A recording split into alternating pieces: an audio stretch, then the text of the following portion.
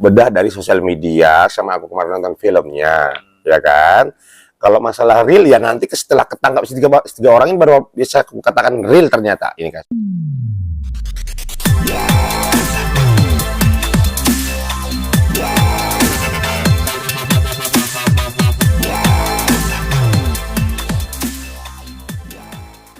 Jadi yang pertama, saya memang awalnya nggak mengikutin ya kasus ini ya, karena memang udah 8 tahun saya tidak mengikutin, tapi karena kemarin filmnya tayang, jadi saya sempatkan diri juga untuk menonton. Semalam saya menonton di salah satu mall di Jakarta Selatan ya. Jadi kalau misalnya saya lihat dari kacamata saya, yang pertama apa namanya,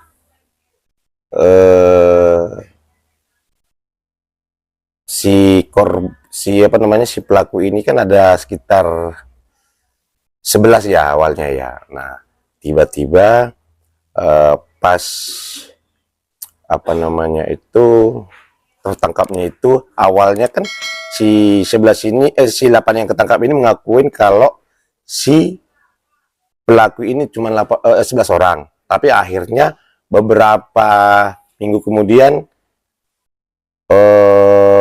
berubah lagi, BAP-nya ditarik menjadi 8 orang. Berarti kan di sini ada sebenarnya apa namanya ya, tekanan mungkin kali ya.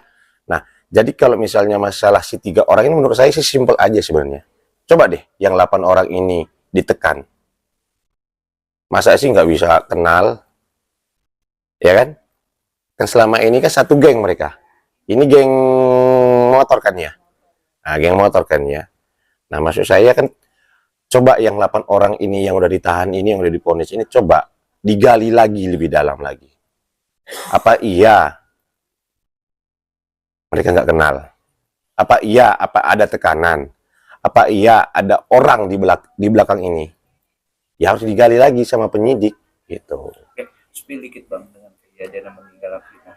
Kan kronologisnya sangat tragis bang, Ya. ya kan, mukanya hancur, ya kan, patah-patah, dan akhirnya juga ada dugaan diperkosa dengan beberapa orang. Abang sebagai praktisi hukum melihat gimana bang kecadisan dengan Kalau itu menurut saya bukan sadis lagi, tapi itu di luar akal kita juga, sudah terlalu biadab sih ya. Nah, udah terlalu biadab, artinya Komnas HAM juga harus turun sebenarnya di sini. Komnas HAM, dan usianya waktu itu 16 tahun ya kalau nggak salah ya. Komnas HAM, perlindungan anak harus dilibatkan semua. Dan menurut saya Pak polisi kita sekarang udah pintar kok, sudah cerdas kok dengan alat-alat yang dipunya, pasti bisa kok, gitu kan. Ini kalau menurut saya hanya masalah waktu aja, walaupun 8 tahun ini mungkin ya, saya berbicara mungkin ada yang membackup atau yang membentengin, tapi kalau menurut saya ini udah terungkap sekarang, hanya menunggu waktu aja sih, pasti terungkap, nggak mungkin nggak terungkap. tapi kan ada indikasi dengan kejadian itu, tapi dibilang ini cuma kecelakaan tunggal. Abang sebagai dari kacamata seorang hukum ini bukan kata hadis lagi bang, ini udah fakta banget bang. Gimana melihatnya? Nah itu tadi, kalau kecelakaan tunggal, banyak kan kita lihat kecelakaan tunggal, tapi kan bentuk tubuhnya segala macam nggak seperti si Vina ini, ya kan? Menurut pengakuan-pengakuan saksi-saksi, ya kan? Kalau kecelakaan tunggal nggak begitulah, Kan gitu. juga dilihat motornya juga tidak ngapa-ngapa bang, cuma korban yang Lah ya, karena kan memang udah disetting sama si geng motor ini kan.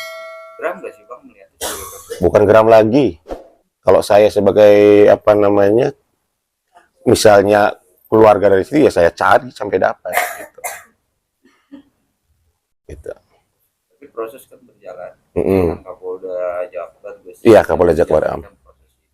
Tapi kemarin viral juga korban yang bapaknya polisi sendiri sudah memviralkan atau sudah keluh kesah bahwa proses ini sedang berjalan, sedang dilacak. Namun dari pihak polisi sendiri bilang ini jangan terlalu diviralkan, jangan terlalu dibumi. Gimana pendapat Abang?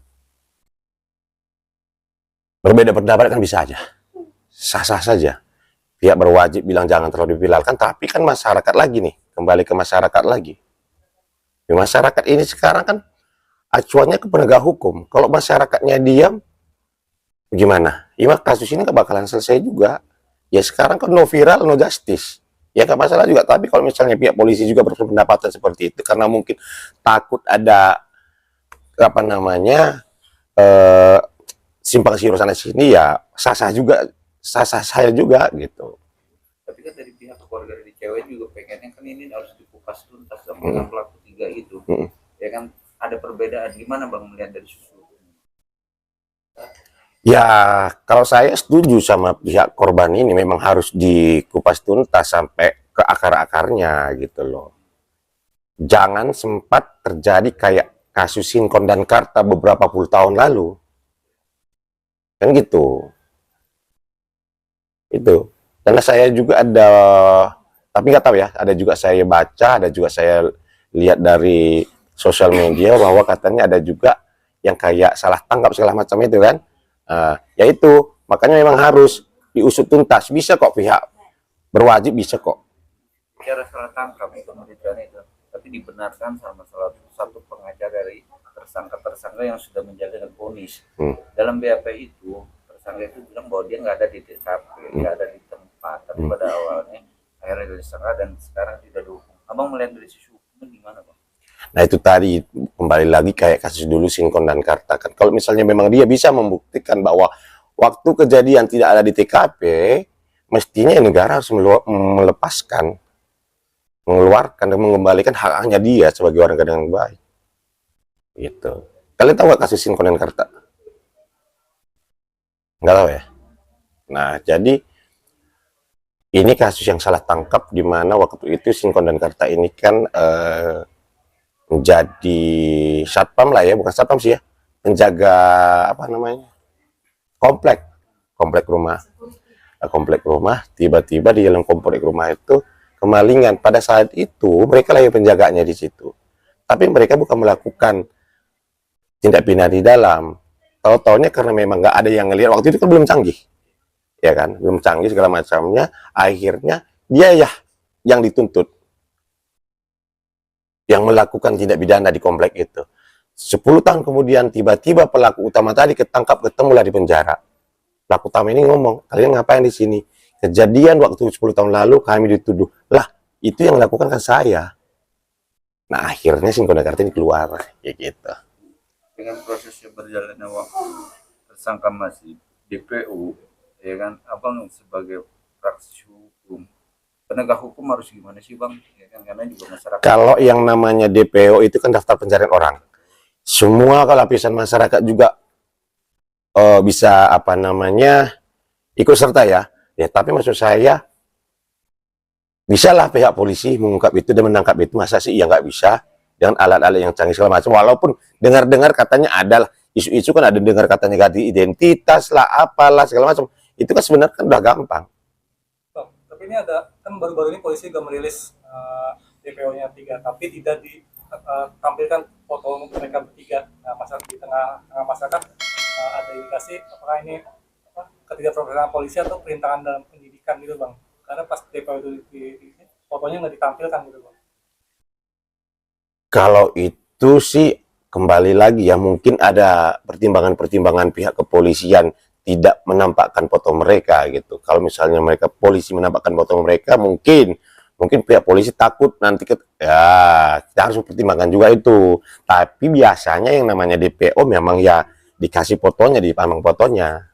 Tapi mungkin kita ada pertimbangan-pertimbangan dari penyidik kan, dari polisi kan, seperti itu. Tapi kan garis benang merahnya yang selama ini dan kesedihan keluarga korban ya harus dipertimbangkan dengan hukum Bang. Abang sebagai praktisi hukum juga harus bergerak dan harus keras tuh. Iya, saya bergerak juga secara pribadi, saya bergerak juga. Saya bantu posting juga di sosial media saya bahwa memang ini harus diungkap, mengingat kelakuan geng motor yang waktu itu melakukan tindakan keji ini, ya harus memang diusut sampai dapat gitu. Dan kalau misalnya ada pun orang-orang di belakang mereka juga harus dikenakan juga, karena melindungi kan. Kalau ketahuan loh ya, kalau ketahuan ada pihak di belakang dia, ya harus diusut juga.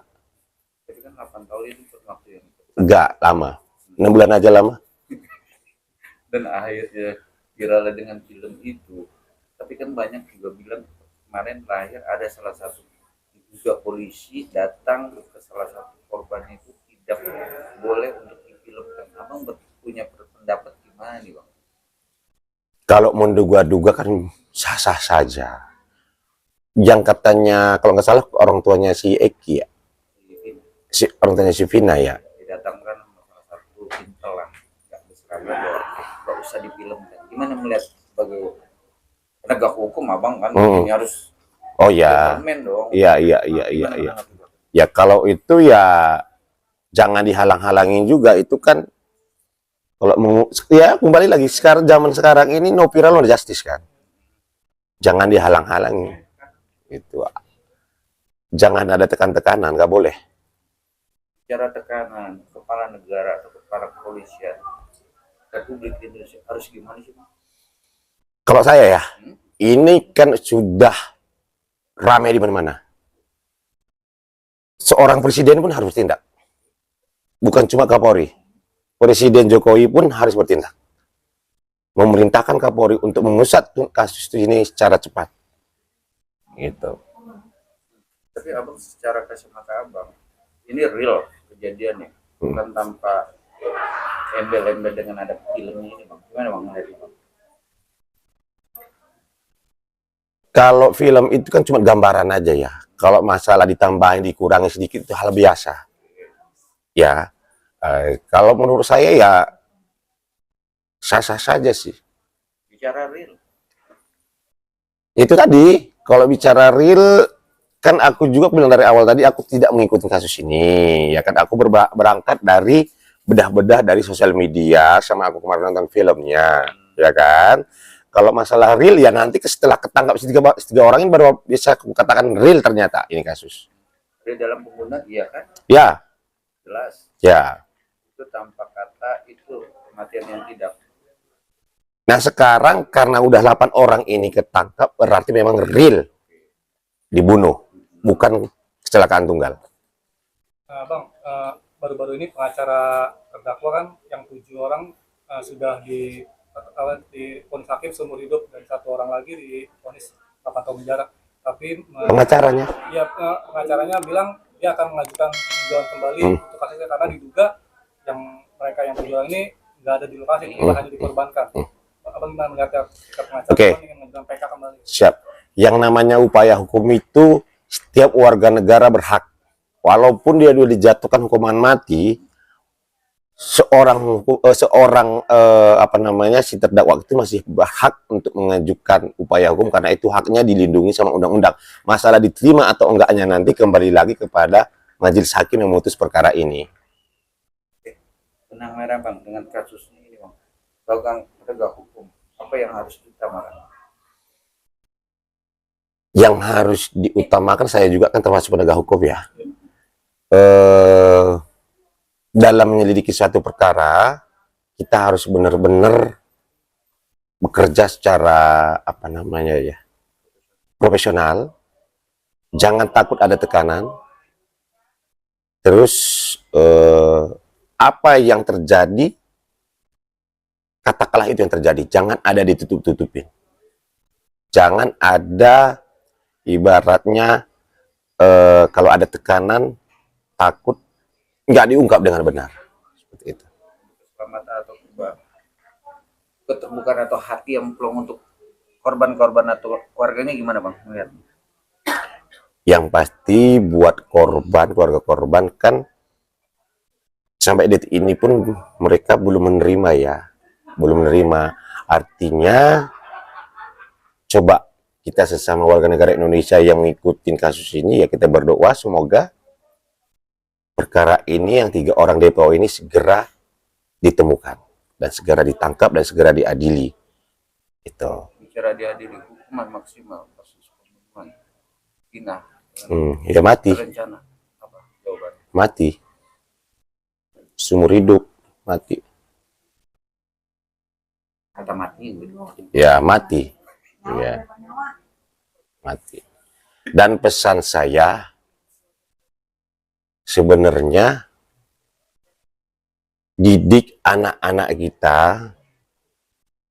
dari hal kecil dulu, dari keluarga, berikan pendidikan agama yang bagus, lingkungan yang bagus, gitu.